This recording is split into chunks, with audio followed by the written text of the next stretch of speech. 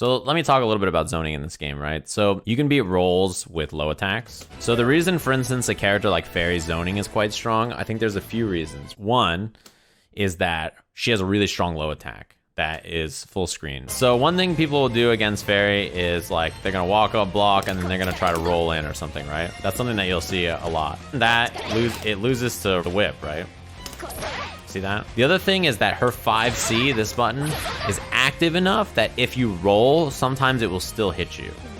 You'll sometimes get hit. So that time she makes it clean, but if I do it slightly later, right. It's why I think, for instance, Fairy's zoning is a little stronger than Metera's, because her zoning options sort of naturally cover the movement options to get in a little bit better. If you dodge, I'll do run, dodge. So if you do run, dodge, right? You don't go anywhere. And then I do that after, right? If you jump, I do this. Because let's say that you're trying to do like, you know, walk, block, walk, block, walk, block, run, dodge, or whatever. What ends up happening is you're just dealing with like, boom, boom, boom, you dodge. You haven't advanced. You know what I mean? You see what I'm getting at here? Walk, dodge, or run, dodge does not really gain you that much space generally, because the run startup also, if you know, you see how long the run startup is? You don't really move that far when you do it. And then she has that. Yeah, that's also quite good for like creating space. With Metera, it's a little different because her fierces are projectiles. So let me give you guys some advice. One thing that I think a lot of people will get smoked by with Metera is the following. So the first thing that you should know about Metera, this is a rule that's in the game that is important to understand, I think. If Gran does a regular jump at me and he blocks in the air, you see that? He can't block a grounded normal. Grounded normals are air unblockable. However, her best anti-air, this button and this button, which are cancelable into the hops, are not normals. They're projectiles. So when you jump at her and she's trying to anti-air you and do this crazy combo into this, into the hop, into like all this damage, you can empty jump at her. So then when she tries to do standing medium to like anti-air with instead, right, because she thinks you're gonna empty jump, then you jump in with this button and she's like, okay, I'll try to anti-air with my medium or whatever, you know, and then she might lose and get stuffed and then die. The other thing that you have to be careful about, and I'll set him to reversal with this. So he's gonna block and do reversal fireball. Another bit of advice in this matchup, if you're playing against her at her standing, this is her standing heavy punch. If you're playing against her at her standing heavy punch range, check this out. You cannot reversal fireball when you block the fierce. You have to respect that. One thing you can instead do if you're in that position is, that's something that you should do. If you're looking for this, you should watch out for this. So don't get into the habit of trying to reversal fireball. The advice I would give you in this matchup, or any character with a fireball, right, is learn this range right here and throw fireballs right here. You want to throw them right outside the range where she's doing like, you know, fierce into whatever, because on this clash, notice that I'm not canceling into that. I'm not getting my second arrow out or whatever. So then you force her to win the fireball war. She's gonna do this, or she's gonna do this. So you just wait outside her range where she wants to hit fierce. You throw your regular fireball.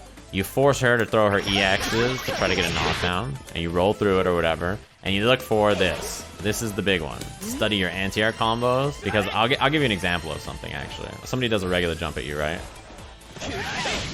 Right, if someone does a regular jump at you with Gran, right, that's what it's gonna look like. You get the anti-air into the combo, right? But if she does the hop, sometimes you don't get the combo you want. Sometimes she lands too low to the ground, and so that part will hit you.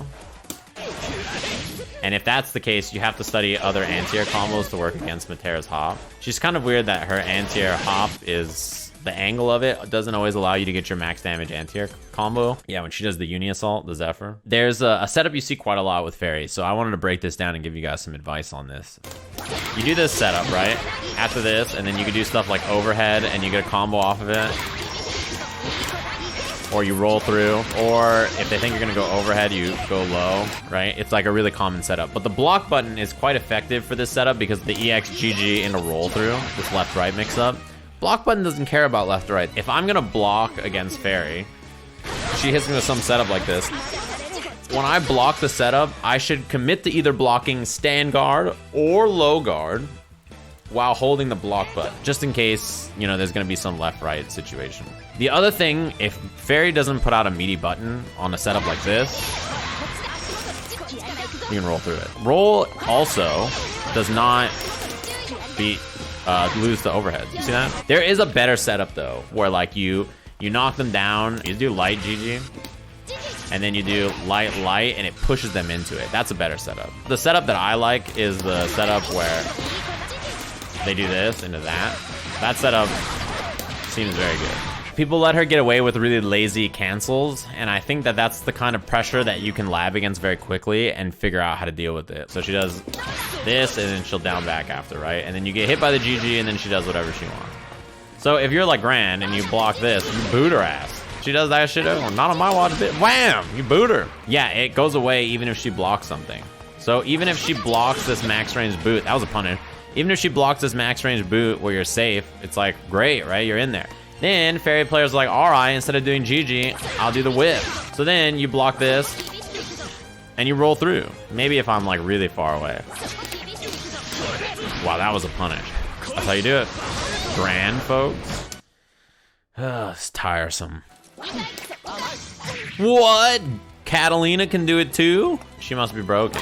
I thought only Gran could. Well, she can whiff punish it from full screen. If Gran whiff punishes at this range, he actually, his boot doesn't combo. Does her lunge combos, right? Yeah. Wow, she gets fierce spheres also.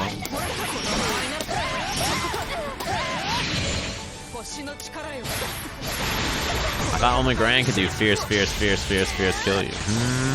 The other thing you have to remember about Fairy is that her light, it's far and it's not that fast and it doesn't lead to that much. So a lot of the times against this character, you should take risks because unless she has close light, it's not that scary to get hit by her light at this range. If you space out this, like, it's like, I mean, yeah, she's not even, look at that. But like, if for some reason she doesn't block that and this hits, the counter hit version, you get a wall splat. I mean, even mashing sweep against her pokes, right? Like to try to get in. If Gran mashes sweep against Fairy, her punish is like jab. Watching people play against Fairy, I feel like they don't really get the risk reward sometimes. I mean, it's like a lot of zoners, right? Where like the risk reward is in your favor many times because their punishes are quite weak. How do you beat Granblue versus? That seems like a question I'm not prepared to answer. Is that like a psychological question?